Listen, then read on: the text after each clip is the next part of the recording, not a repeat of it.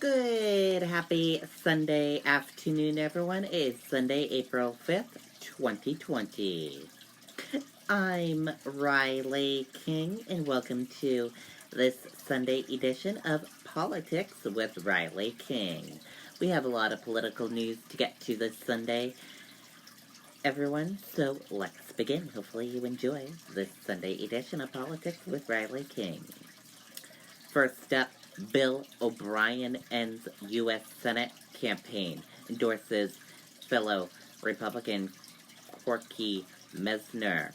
Former New Hampshire House Speaker cites lagging fundraising, says Messner is controversial in his core.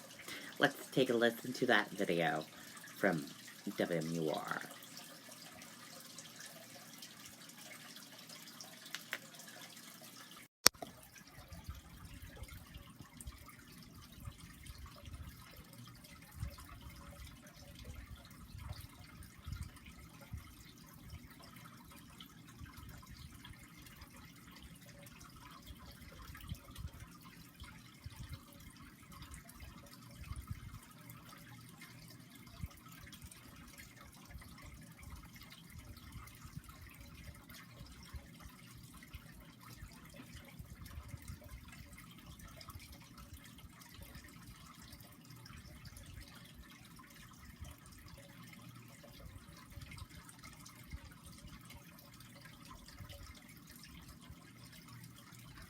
Here at home, some changes in the race for U.S. Senate. Former House Speaker Bill O'Brien is dropping out of the Republican primary, speaking exclusively to WMUR before his announcement. O'Brien endorsed Corky Messner, saying he has the right policies and financial resources to challenge Democratic incumbent Jeanne Shaheen. Okay, and there you go on that video and that report.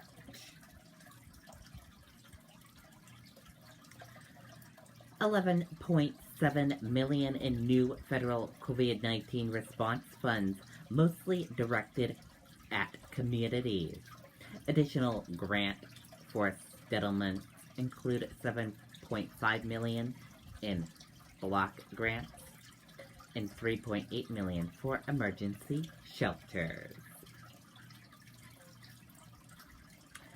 IRS reserves course to allow seniors to receive settlement funds without filing tax returns. After Hassan led Senators' letter to the Treasury, IRS scrapes prior requirement for tax return filings by Social Security recipients set to receive COVID-19 impact payments. Bulldog Messner supporters battle on Facebook. The bad blood between supporters of Republican U.S. Senate candidates Don Bulldog and Corky Messner ramped up a notch this week on social media after fundraising email by Team Messner was taken to task by Bulldog's campaign advisor.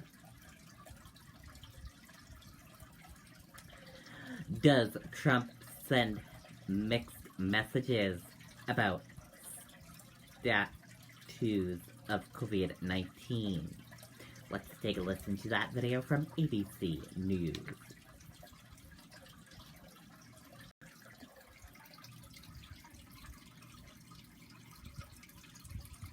Much to discuss here this morning, so let's bring in ABC's chief White House correspondent, Jonathan Karl. John has been covering the president for years and has an excellent new book out called Front Row at the Trump Show. John, good morning. So, first of all, congratulations on the new book. And my first question is, we're seeing an interesting mix of messages from the president this weekend. He's both warning us about the fact that we're going to see a lot of deaths, unfortunately, and musing about filling sports stadiums and church pews. Given your experience with the president, which you spell out in your new book, how do you compute this?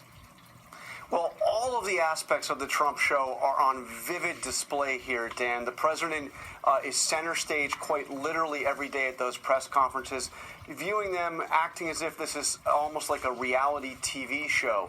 He talks about the numbers, on one hand, the grin numbers about the disease, but also literally talking about the ratings of those press briefings.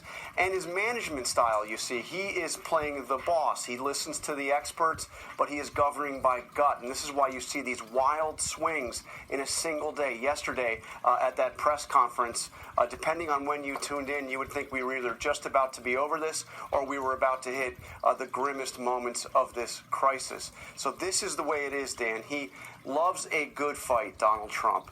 He loves to be able to bully his opponents, to brand his opponents, to give them nicknames, to go after them in every possible way. But in this case, it's off kilter because the opponent is a virus that doesn't care or respond to any of that.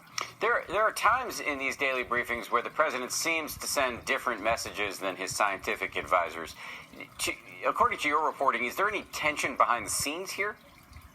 Well, there's clearly some tension, and sometimes you see it in front of the cameras. You've heard Anthony Fauci frustrated. He talked recently about how he tries to prepare the president for things to stay at these briefings, and the president doesn't say them.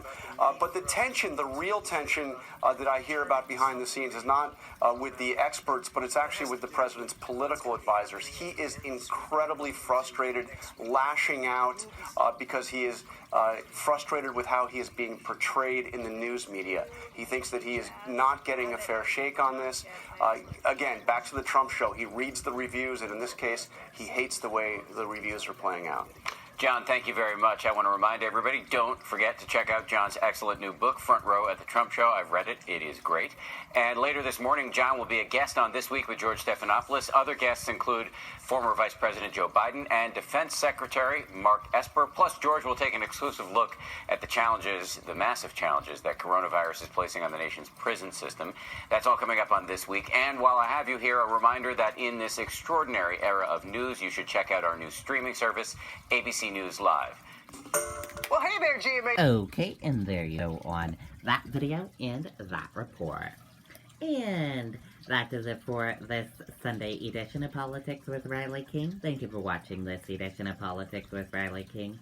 Have a great rest of your Sunday, everyone. I'll see you back here next Sunday for another edition of Politics with Riley King. And have a great week ahead of you, everybody. Goodbye.